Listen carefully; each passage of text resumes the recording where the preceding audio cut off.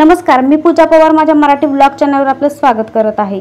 अवधूत चिंतन श्री गुरुदेव दत्त श्री स्वामी समर्थ महाराज की जय। तर आज आहे 10 एप्रिल, आपल्या लाडक्या स्वामी महाराजांचा प्रकट दिन। तर आजच्या दिवशी कोणता नैवेद्य स्वामींना करावा, स्वामींची कोणती सेवा करावी, स्वामींची पूजा कशी करावी, पूजा मांडणी कशी करावी, हे मी तुम्हाला माझ्या व्हिडिओमध्ये सांगणार आहे। तर व्हिडिओ शेवटपर्यंत नक्की पहा आणि जर आवडला तर लाईक करा। तर आजच्या दिवशी पहाटे लवकर उठायचं आहे, आंघोळ करून आपले अंगण झाडून घ्यायचं आहे, रांगोळी काढायची आहे, सडा मारायचा आहे आणि आपला उंबरा स्वच्छ धुवून हळदी कुंकू लावून त्याला हळदीचं लेपन करायचं आहे। दारावरती तोरण बांधायचं आहे आंब्याच्या डहाळ्याचं। आता बाहेरचं काम झाल्यानंतर आत आपण देवघरात यायचं आहे देवघरातील पूजा करण्यासाठी। तर त्यासाठी सगळ्यात आधी देवघर पुसून घ्यायचं आहे, इतर देवांची पूजा करायची आहे, त्यांना फुलं वगैरे वाहायची आहे आणि मग स्वामींसाठी वेगळी पूजा मांडायची आहे। पण त्याआधी आपलं संपूर्ण घर सुगंधित करून घ्यायचं आहे। तर ते कसं करायचं, तर धूप सगळ्या घरातून फिरवायचे आहे आणि गोमूत्रसुद्धा सगळ्या घरातून शिंपडून घ्यायचं आहे। त्याच्यानंतर आपल्या दिवसाची सुरुवात स्वामींच्या नामस्मरणाने करायची आहे। तर बघा, मी आता पहिल्यांदा स्वामी महाराजांना पाण्याचा अभिषेक करून घेणार आहे। तर माझ्याकडे हे असं स्टँड आहे, त्याच्यावरती छोटासा लोटा आहे, त्याच्यातून थेंब थेंब पाणी गळतं, ते बरोबर स्वामींच्या अंगावरती पडतं आणि तोच पाण्याचा अभिषेक। आता तुम्हाला महाराजांना पंचामृतचा अभिषेक करायचा आहे आणि तो अभिषेक करताना तुम्हाला श्री स्वामी समर्थ श्री स्वामी समर्थ असा मंत्र म्हणत राहायचा आहे। आता तुमच्याकडे पंचामृतसाठी काही अवेलेबल नसेल तर तुम्ही दुधाचा अभिषेकही करू शकता किंवा मी मगाशी दाखवलं तसं पाण्याचाही अभिषेक करू शकता। पण पाण्याचा अभिषेक छोटी मूर्ती असेल तर गळतीने म्हणजे गळतीच्या तांब्यातूनच अभिषेक घालायचा आहे आणि जर मोठी मूर्ती असेल तर तांब्याने अभिषेक करून घ्यायचा आहे। पण हा अभिषेक करण्या अगोदर स्वामी स्तवन म्हणायचं आहे। अभिषेक करत असताना स्वामी स्तवन म्हणायचं नाही, श्री स्वामी समर्थ हाच मंत्र म्हणायचा आहे। त्याच्यानंतर मूर्ती स्वच्छ पाण्याने धुवून घ्यायची आहे। आता बघा, अभिषेक झाल्यानंतर जे खाली पाणी दिसते प्लेटमध्ये, ते प्लेटमधलं पाणी सगळ्यांनी घरातल्यांनी तीर्थ म्हणून आपण घ्यायचं आहे। आता अभिषेक झाल्यानंतर महाराजांची मूर्ती पाण्यातून काढून घ्यायची आहे आणि एका स्वच्छ कापडानं पुसून घ्यायची आहे। त्याच्यानंतर स्वामी महाराजांना हिना अत्तर लावायचं आहे, कारण हे अत्तर स्वामींना अगदी प्रिय आहे, स्वामींचं आवडतं अत्तर आहे। जर तुम्हाला हे नाही भेटलं तर तुम्ही केवढा अत्तरसुद्धा लावू शकता। एका कापसाच्या बोळ्यावर घेऊन स्वामींच्या पूर्ण अंगाला लावून घ्यायचं आहे। तर हे अत्तर 100 रुपयाला भेटतं, स्वामींचं अत्यंत प्रिय अत्तर आहे हे। आता त्याच्यानंतर स्वामी महाराजांना हे सुगंधी अष्टगंध लावून घ्यायचं आहे, हे पण हिना सुगंधी अष्टगंधच आहे, ते कपाळाला लावून घ्यायचं। आता त्याच्यानंतर आपण ज्या ठिकाणी पूजा करणार आहे त्या ठिकाणी रांगोळी काढून घ्यायची आहे आपल्याला। तर स्वस्तिकची रांगोळी काढून घ्यायची आहे, कारण स्वस्तिक हे मांगल्याचं प्रतीक आहे। त्याच्यावरती एक पाट ठेवायचा, स्वच्छ धुतलेला पुसलेला असावा तो। त्याच्यानंतर पाटावरती एक कापड घालायचं, ते सुद्धा देवपूजेतीलच असलं पाहिजे, स्वच्छ धुतलेले असावे। ही पूजा सुरू असताना मनामध्ये श्री स्वामी समर्थ मंत्र हा जपतच राहायचा आहे। आता थोडेसे तांदूळ घालून घेतले मी। आता त्या तांदळाच्या छोट्याशा राशीवर मी छोटासा पाट ठेवलेला आहे, त्याच्यावर एक वस्त्र अंतरणार आहे, बरोबर पाटाच्या मापाचंच वस्त्र आहे। आता मी स्वामींची स्थापना तिथं करणार आहे। स्वामींची स्थापना झाल्यानंतर 2 लोड आहेत माझ्याकडे, ते मी स्वामी महाराजांसाठी ठेवणार आहे, इकडे एक आणि तिकडे एक। तर अशा पद्धतीनं स्वामी महाराज स्थापन झालेले आहेत।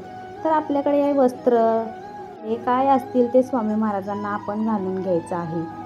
त्याच्यानंतर छोटीशी माळ असेल तर ती सुद्धा आपण घालून घेऊ शकतो। तर त्याच्यानंतर हा मुकुट मी अक्कलकोटमधून आणला होता, तर तो पण घालून घेतलेला आहे। नंतर स्वामींना आवडतं ते चाफ्याचं फूल घालायचं असतं, पण मला कुठं भेटलंच नाही चाफ्याचं फूल। मग जर चाफ्याचं फूल नसेल तर एखादं पिवळं फूल घालावं। सोनचाफा स्वामींचा आवडतं फूल आहे। तर बघा इथं मी स्वामींसाठी पाण्याचं लोटावाटीसुद्धा ठेवलेली आहे। तर आता बघा स्वामींच्या डाव्या बाजूला घंटी ठेवायची आहे आणि उजव्या बाजूला शंख ठेवायचा आहे आणि स्वामींच्या बरोबर समोर आपल्याला खाऊचं पान म्हणजेच विडा ठेवायचा आहे। तर त्याच्यावरती एक सुपारी, तांदूळ, हळदी, कुंकू हे सगळं आपल्याला त्याच्यावरती वाहायचं आहे। आता त्याच्यानंतर स्वामींना आवडते ती खडीसाखर ती सुद्धा ठेवायची आहे एका वाटीत आणि त्याचबरोबर स्वामींना ड्रायफ्रूट पण आवडतं म्हणून आपल्याकडे जे काही काजू, बदाम, पिस्ता जे काही असतील ते स्वामींपुढे ठेवायचं आहे। आता हे बघा हे गाय वासरू आहे, हे सुद्धा स्वामींजवळ पूजायचं आहे। आता बघा आपण केंद्रात वगैरे गेले ना तर तिथं सुद्धा असतं बघा हे। आता इथं बघा प्रत्येकाला एक एक फूल वाहून घ्यायचं आहे, जसं की गाय वासरू जे काही आपण ड्रायफ्रूट वगैरे ठेवले त्याला सुद्धा एक एक फूल वाहायचं आहे। घंटा, शंख, समय जे लावलेले आहेत त्यांना सुद्धा फूल वाहून घ्यायचं आहे। आरतीच्या ताटात पण ठेवायचं आहे। इथं मी आरती छोट्या समयी घेतलेल्या आहेत। तर स्वामींपुढे पोथीचं पूजन सुद्धा करायचं आहे, तर त्यासाठी स्टँडवर पोथी ठेवायची आहे। तर एका बाजूला पोथी आणि दुसऱ्या बाजूला नित्यसेवेचे पुस्तक ठेवायचे आहे। अगरबत्ती ओवाळायची आहे। तर इथं माझी पूजा पूर्ण झालेली आहे स्वामींची, तर तुम्ही बघू शकताय। याच्यानंतर आता आपल्याला सारामृतचे 21 अध्याय वाचून घ्यायचे आहेत, म्हणजे एक पारायण पूर्ण करायचं आहे बसल्या बैठकीत। त्याच्यानंतर 11 वेळा जपमाळ करायची आहे, श्री स्वामी समर्थ अशी 11 वेळा जपमाळ करायची आहे आणि 11 वेळा तारक मंत्र म्हणायचा आहे। या दिवशी थोडं तारक तीर्थसुद्धा आपल्याला बनवून घ्यायचं आहे आणि ते सगळ्यांना घरात द्यायचं आहे आणि आपण सुद्धा प्राशन करायचं आहे। तर आता याच्यानंतर नैवेद्यासाठी काय काय लागणार आहे ते बघूया। स्वामींना सगळ्यात जास्त पुरणपोळी, बेसनाचे लाडू हे आवडतात, तो त्यांचा खूप आवडीचा पदार्थ आहे। आता तिखटमध्ये त्यांना कांदा भजी, कटाची आमटी हे खूप प्रिय आहे। आता आपल्याला स्वामींसाठी नैवेद्य काढायचा असेल तर कसा काढावा हे बघूया। पुरणपोळी, खीर किंवा आमरस पोळी, कांदा भजी, आमटी, भात, पापड असा पुरेपूर नैवेद्य तुम्ही दाखवू शकता।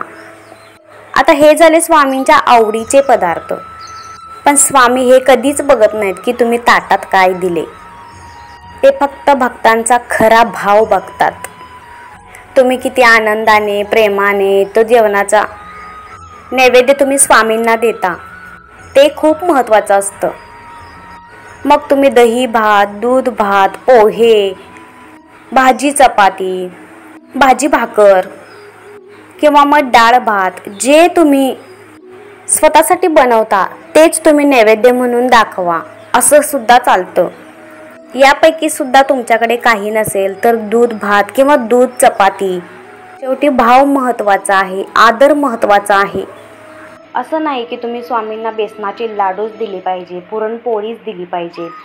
हां, आता खास दिवस असेल म्हणजे पारायणचे उद्यापन असेल, गुरुवारचे उद्यापन असेल तर यापैकी स्वामींना तुम्ही गोडधोड म्हणून एखादा पदार्थ बनवू शकता।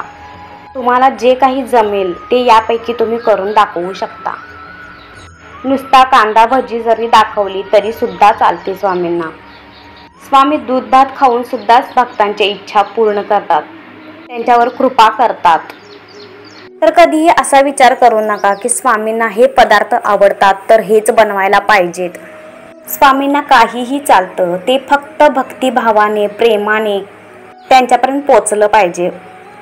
आता नैवेद्य वगैरे दाखवून झाल्यानंतर आरती करायची आहे आपल्याला। चला तर मग आता मी व्हिडिओचा एंड करते। व्हिडिओ आवडला असेल तर लाईक करा। स्वामी प्रकट दिनाच्या सगळ्यांना हार्दिक शुभेच्छा। श्री स्वामी समर्थ।